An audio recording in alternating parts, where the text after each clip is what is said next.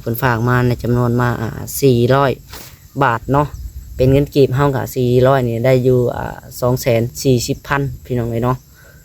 100มัน60,000พี่น้องเลย100เนาะ400ก็ได้อยู่240,000กีบพี่น้องเลยเอาจังใดกันเนาะน้องละกะ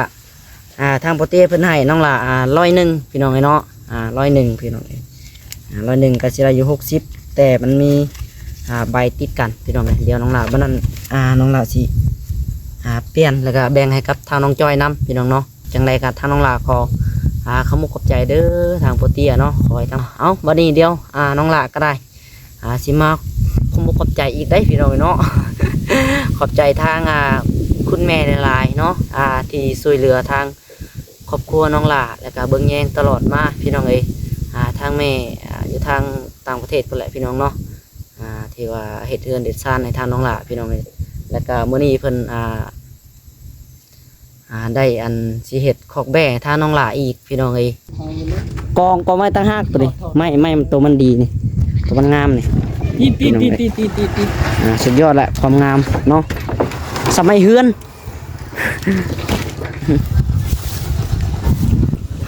สบายดีแม่สิเป็นอะไรคือเสียงค่อยแท้นี่โย่เนาะว่าได้ได้ทางพ่อทางพ่อเตี้ยเพิ่นว่าอยู่ทางเจ้าพ่อดังเพิ่นว่าเป็นจังไดเจ็บคอป่ะโอ้ยพี่น้องคือสิดังบ่ได้แล้วล่ะคันว่านั้นเนาะเจ็บคอเป็นยังน้องจอย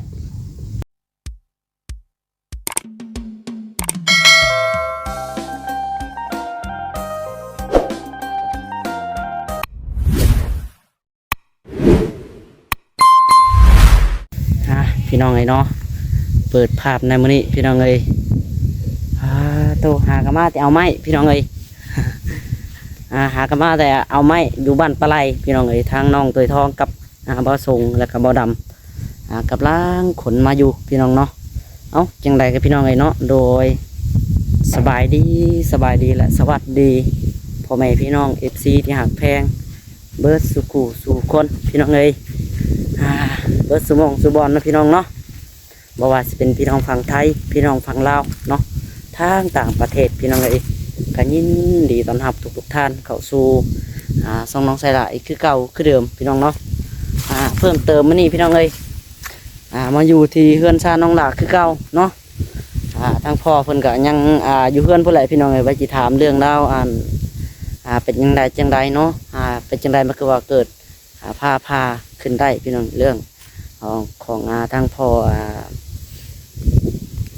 ของแม่บุญมาพี่น้องเลยเนาะถือว่าเพิ่นไปพังแต่เมื่อคืนนี้แล้วเพิ่นว่าพี่น้องเลยถือไฟ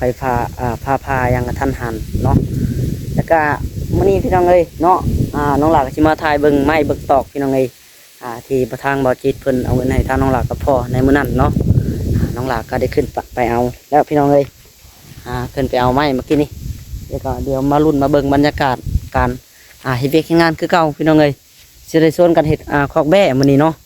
เมื่อวานในทางจัดแจมไว้พี่น้องเลยแล้วก็ทางน้องหลาได้หับเงินจากทางพอเตี้ยเพิ่นพี่น้องเลยอยู่ทางฝั่งไทยเนาะเอ้ยประเด็นไพ่พี่น้องเลยอยู่ให้คุยประเด็นไพ่เนาะน้องหลาได้หับเงินจากทางพอเตี้ยเพิ่นพี่น้องเลยเล็กน้อยเนาะเป็นทางน้ำจิตน้ำใจจากเพิ่นพี่น้องเลยเพิ่นส่งมาให้ทางน้องหลาแล้วก็น้องหลาน้องจ้อยพี่น้องเลยเนาะเพิ่นให้ไว้ซื้อบัตรซื้อเบอร์นั่นแหละพี่น้องเลยเพิ่นฝากมาในจำนวนมา400 บาทเนาะเป็นเงินกีบเฮากับ400นี่ได้อยู่240,000พี่น้องเลยเนาะ100มัน60,000พี่น้องเลย100เนาะ400ก็ได้อยู่240,000กีบพี่น้องเลยเอาจังใดกันเนาะน้องหลากะทางโปรเต้เพิ่นให้น้องหลา100พี่น้องเลยเนาะ100พี่น้องเลย100ก็สิได้อยู่60แต่มันมีใบติดกันพี่น้องเลยเดี๋ยวน้องหลาบ้านนั้นน้องหลาสิเปลี่ยนแล้วก็แบ่งให้กับทางน้องจอยนำพี่น้องเนาะเพิ่นฝากน้องจอยให้กับน้องหลาเอาไว้ซื้อบัตรซื้อเบอร์อะไรพี่น้องน้ำหมอกน้ำมันเนาะจังใดกันทางน้องหลาขอขมุกขอบใจเด้อทางโปรเตียเนาะขอให้ทั้งพ่ออยู่ดีมีแฮงสุขกายสบายใจขอให้พ่อขอแต่มีแต่ความสุขความเจริญเหตุงานการสิ่งใดก็ขอจะรับ เจริญราบรื่นไปมื้อหน้าเด้อพ่อเด้อสาธุพี่น้องเอ้ยเอาบัดนี้เดียวน้องละก็ได้สิมาขอบใจอีกได้พี่น้องเนาะ ขอบใจทางคุณแม่หลายๆเนาะที่ช่วยเหลือทางครอบครัวน้องละแล้วก็เบิ่งแยงตลอดมาพี่น้องเอ้ยทางแม่อยู่ทางต่างประเทศพุ่นแหละพี่น้องเนาะที่ว่าเฮ็ดเรือนเด็ดซ่านในทางน้องละพี่น้องเอ้ยแล้วก็มื้อนี้เพิ่นได้อันสิเฮ็ดคอกแบ่ทางน้องละอีกพี่น้องเอ้ยแต่บ่ฮู้ว่าเพิ่นสิซื้อให้จักโตเนาะน้องละก็อีกตามเพิ่นพี่น้องเอ้ยเนาะจักสิว่าจังไดน้องหลากก็บ่ได้ขอหยังเพิ่นซื้อให้น้องหลากก็สาธุพี่น้องเอ้ยเนาะที่เพิ่นเบิ่งแยงครอบครัวน้องหลาเนาะจังใดก็ขอขอบใจทางคุณแม่หลายๆเด้อแม่เด้อขอให้แม่อยู่ดีมีแฮงแม่เอ้ยความเจ็บบ่ให้ได้ความไข้บ่ให้มีแม่ปรารถนาสิ่งใดก็ขอให้แม่ได้ดังใจสมดังปรารถนาแม่เอ้ยแม่เจ็บป่วยได้ไข้หยังขอให้หายแต่แม่เด้อให้หายให้เศร้าให้ไข้เนาะเป็นยังก็ได้พี่น้องเลยสาธุพี่น้องเลยน้องหลาก็อวยพรก็อวยพิษอวยถึกพี่น้องเลย ขอโทษขอไฟลายเนาะไปวันนี้เดียวถ้าเบิ้งพี่น้องเลยบรรยากาศทางบ่าวสงบ่าวดำแล้วก็น้องตุ้ยทองกำลังขนไม้มาอยู่เดี๋ยวรอเบิ้งนำกันพี่น้องเลยน้องบันนี่พี่น้องเลยบันดีมาแล้วเนาะโตได้พี่น้องเลย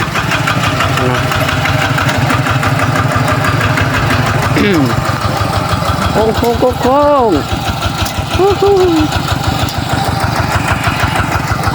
เต็มรถอันเนี้ยพี่น้องเลยมีทั้งไม้เศษแล้วก็ไม้ตัวดีน้ำเนาะ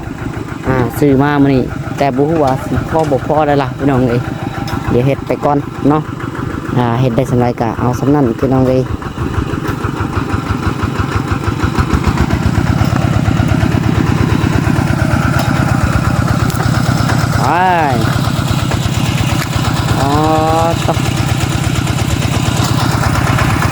สำหรับของแม่น้องจ้อยได้ไปแก้ว2 เครือพี่น้องเลยจังสีพ่อเนาะอันนี้เที่ยวเดียว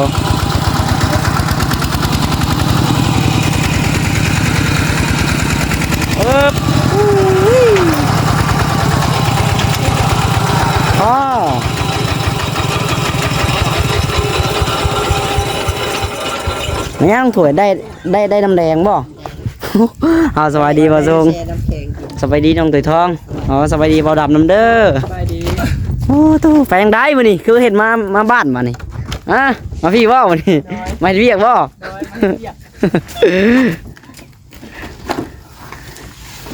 แต่ก็ประจำอยู่นะพี่น้องเอ้ยกลับมาเฮือนแล้วบ้านเจ้า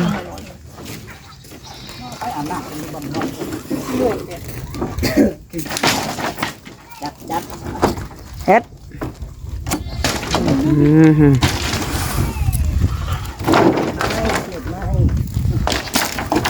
ไม่เสร็จพี่น้องเลยหาตัวใดใช้ได้ก็เอาเนาะตัวใดครับเป็นพื้นดังไพ่เป็นพื้นดึงเข้าพี่น้องเลยบัดดังเกือบรับเลยรถไทยเก่งรถไทยควายระดับควายให้นอนเนาะรถไทยเขย่าบ่เอื้อแล้วเนาะโอ้ทำไว้ก็บ่ได้บัดนี่หนักปลาคอนไปทีมันกรอบเนาะไปสิมาฮอดพี่น้องเลยไกลเติบบ้านปลาไหลก็ได้เป็นชั่วโมงขับรถไถก็ได้พอรถไถมันเล่นไว้บ่ได้เนาะเป็นได้มันปล่อยเข้าที่สวนนักปล่อยเข้าที่สวนโอ้ปล่อยแม่กับแม่เลยปล่อยไว้กับที่เขาที่สวนมาส่งเนาะเลี้ยงชุดเลี้ยงแม่สบายชุดก็คือเลี้ยงชวนโอ้ยหญ้าหลายเลยในชวนมันกินเลยมันไม่ได้กินได้ดำไม่มันเลยลักตัวมันกินได้มันน่ะนี่บุกินตัวนี้ตายมันกระดังตัวนี้ปัดออกไปมันกัดปุ่นเลยมันบกคุณเบนมากินมันที่ว่าเป็นเครือแล้วเนาะมันคนมันยังมันแก้วเพิ่นมันยังวะตัวคนหัว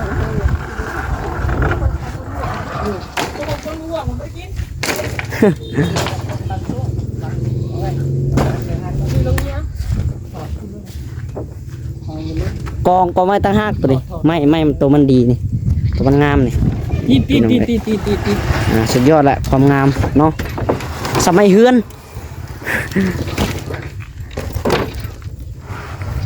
จักแม่นเท่าไหรทางบ่ซื้อเนาะ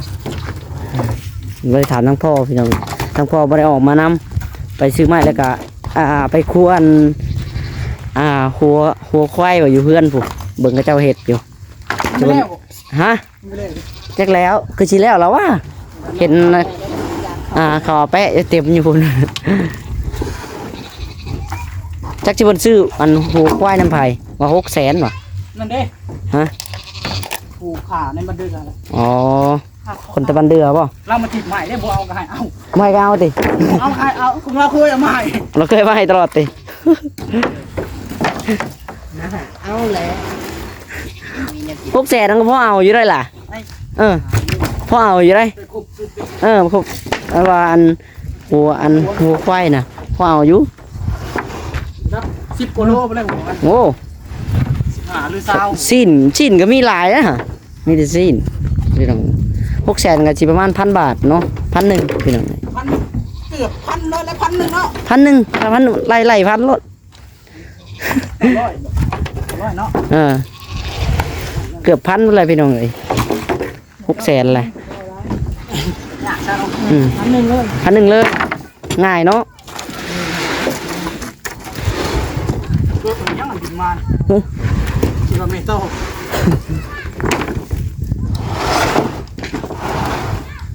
เด้พี่น้องไม่แป้นนะไว้แต่ไม่แป้นเด้อ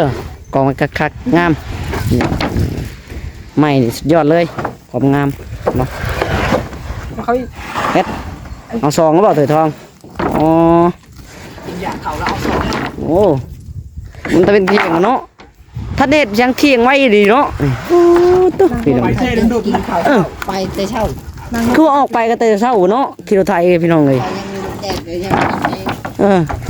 ไปแต่อันจากโมงว่ะ6 โมงหรือ7 โมงเลยล่ะ7 โมงไปจนเป็นเที่ยงจังมาฮอดเพื่อนพี่น้อง ดวงใดเจ้าเห็นไหมเนาะ 11 โมงเนาะอันนี้รถไทยก็จะเป็นรอบแรงพี่น้องจะได้เห็ดนี่เดี๋ยวมันจบคลิปนี้เราจะแชทบอกอ้ายเพิ่นก่อนเดี๋ยวว่าบ่ได้แชทบอกอ้ายเพิ่น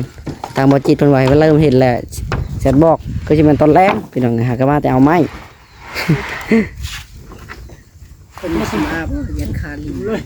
จังหวะเนาะจังหวะ ออกภาษาออกภาษาด้วย บุญออกพรรษาได้เนาะ แม่น บุญออกพรรษาพี่น้องเอ้ย เหมือนเดิมเด้อ แต่อยู่บ้านเฮาบ่ฮู้ว่าเพิ่นสิจัดบ่จัดได้ล่ะคือมีอันนี้ก็มีทางแม่เพิ่นฝากเงินมาให้อยู่เพิ่นฝากให้เฮ็ดบุญอันออกพรรษาฮะ ตักบาท ตักบาทอยู่เนาะ เอาพูดตักอยู่พุ่นเลยทางบ้านทางคุณแม่ทางแม่อ้อยเพิ่นฝากเงินมาให้อยู่ว่าให้เฮ็ดบุญพี่น้องเอ้ยให้บุญเด้อว่ะซื้อข้าวต้มขนมบุญออกพรรษาเพิ่นว่าพี่น้องเอ้ย มันออกมันขีดไปขีดมันเลยออกภาษาเอาตักอยู่บ้านเอา บ้านไทยบ้านมัน แม่นแน่เนาะ จังได๋ เห็นบ้านนี่ก็ต้องนับปากข้างเนาะ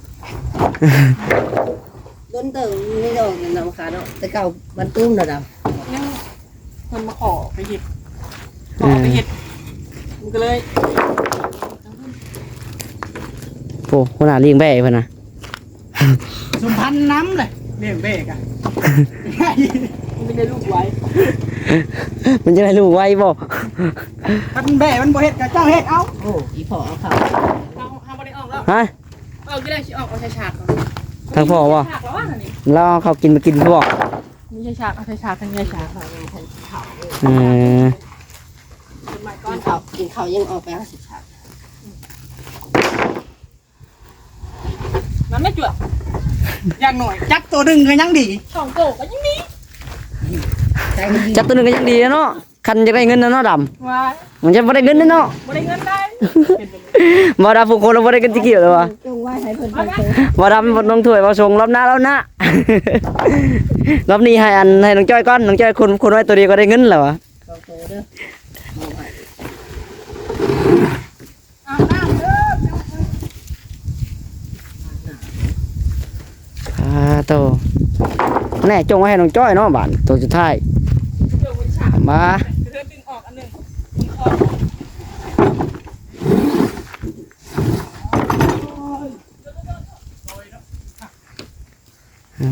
เท่า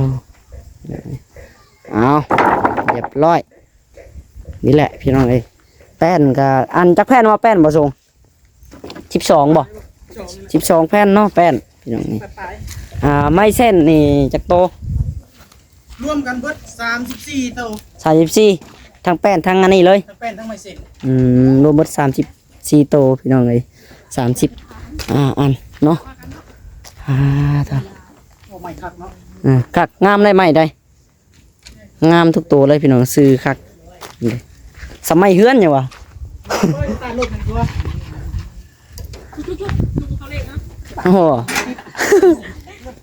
มันจิติดอยู่บ่ว่าชุกเขาเลขเอา ติดแต่ ฮะ ในแปลงจักใบ ตีกลับบ่ มักเลยแบบ โอ้มักลิไปแล้วเนาะ เปิดประตูให้เด้อ ไป เข้าประตูว่าก่อน มาพี่น้องจ้อยเจ้าหาบนห่มมีเวียกสิเว้าน้ำบ่นี่นั่งอยู่ห่มตัวนี้แหละ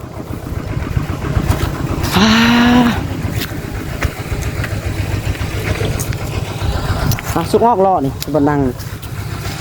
ออกไปยี่น้องเนี่ยนั่งคุยกันอยู่ห่มนี่แหละพี่น้องเลย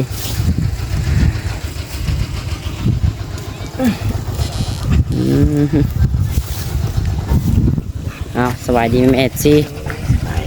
เป็นอะไรคือเสียงคอยแท้นี่โย่เนาะว่าไรได้ทางพ่อทางพ่อเตี้ยเพิ่นว่าอยู่ทางเจ้าพ่อดังๆเพิ่นว่าเป็นจังไดเจ็บคอป่ะโอ้ยพี่น้องคือสิดังบ่ได้แล้วล่ะคันว่านั้นเนาะเจ็บคอเป็นหยังน้องจ้อย สะทอบแช่ง ฮะเป็นอะไร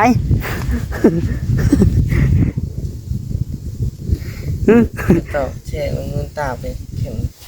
มึงตาจะขึ้น หน่อย โอ้แล้วเนาะเอาพี่น้องเอ้ยมื้อนี้เนาะน้องหลาได้มีเงินให้กับน้องจ้อยไว้ซื้อบัตรซื้อเบอร์เนาะตัวนี้เดียวน้องหลาสิเปลี่ยนเอาให้เด้อยังอยู่40,000 หน่อย เพราะว่าเงินเพิ่นฝากมาเงินนั้น400พี่น้องเอ้ยทางพ่อเตี้ยเพิ่นฝากเงินมา400เนาะก็ได้อยู่240,000พี่น้องเอ้ยนี่นี่240,000ไปปลายนี่แหละนี่เลยพี่น้องก็จะให้น้องจ้อยประมาณนั้น140,000ก่อนเนาะ หน่อย ยังเหลือน้องหละยังเหลือเงินเนี่ยติดนำน้องหละยัง40,000พี่น้องเป็นใบแสนเลยเลี้ยงเราสิให้มันก็40เพราะว่า100มันได้อยู่60,000 ห เนาะ น่อย เอาพี่น้องไอ้บันนี่เนาะก็บ่ได้ว่าหลายพันทำเพลงได้พี่น้องเอ้ยมีแต่ให้น้องจ้อยเนาะเขามุกกับใจทางพอเตี้ยนั่นแหละเนาะเพิ่นฝากเงินมาให้น้องจ้อยไว้ซื้อบัตรซื้อเบอร์นั่นแหละ หน่อย คือว่าสิเช็ครถอีบ่รถก็รถ ชี้ไปซื้อในสาโทรศัพท์ อ๋อใส่สักแบต หน่อย คือว่ารถการอันนี้แหละพี่น้องเนาะรถเป็นโซ่ยานตัดโซ่กันรถมันขี่บ่ได้อยู่โซ่มันดังวัสดีให้น้องจ้อยผู้ชายพรทางผู้เตี้ยเพิ่นแน่ จังใดก็ขอบคุณทั้งพ่อเตี้ยเด้อที่ฝากเงินมาจำนวนนี้ให้ลูกก็ขอให้พ่ออยู่ดีมีแรงสุขภาพร่างกายแข็งแรงปรารถนาสิ่งใดขอให้ได้สิ่งนั้นพอให้ลูกมาสำนี้ก็ขอให้กลับหาพ่อร้อยพันเท่าเลย สาธุพี่น้องเนาะซะพี่น้องบ่ดังบ่ได้เด้อบ่เตี้ยเนาะ เจ็บคอเพิ่นว่าพี่น้องเป็นอะไรเลี้ยงแบ่บ่ หน่อย แบ่ปล่อยไปเลย ปล่อยไปเลย มันบ่ได้ไปไกลที่แบ่ไปเท่านี้แล้วเนาะ ไป เบิ่งเลยเนาะมันไปไกลพอแห้งเลยพี่น้องอย่าให้มันหลุดออกจากหมู่มันนั่นแหละเบิ่งอยู่หั่นแหละพี่น้องปล่อยเขาว่าแบ่ทึกมีแต่แบ่ทึกดอกส่วนมากอยากแตกแยกออกจากหมู่อยากไปเข้าหาหมู่ตัวอื่นนะพี่น้องแบ่ทึกน้องจ้อยมีจักตัวนึงเนาะ ตัวหนึ่ง ตัวเดียวพี่น้องแบ่แม่ก็ประมาณ8ตัวเนาะตัวออกใหม่นี่ตัวแม่ตัวเทิกบ่อ๋อ กินกับยัง เพิ่นอันนี้เด้เพิ่นควรหัวงัวเพิ่นสิเฮ็ดซอยจุเลย อันครัวแล้วบ่ หัวควายมันหัวงูน้องหลาก็บ่ฟิตเลยพี่น้องเอ้ยภาษาโอเคพี่น้องเอ้ยสำหรับคลิปนี้ก็ได้เนาะเดี๋ยวน้องหลาสิขอตัวลาไปก่อนพี่น้องเอ้ยไว้พอกันคลิปต่อไปเนาะจังไดก็อยู่ดีมีแฮงเบิดสุขสุขคนพี่น้องเอ้ยเอาสบายดีน้องจ้อยพี่น้องน้อยบ๊ายบายพี่น้องเนาะบัดนี้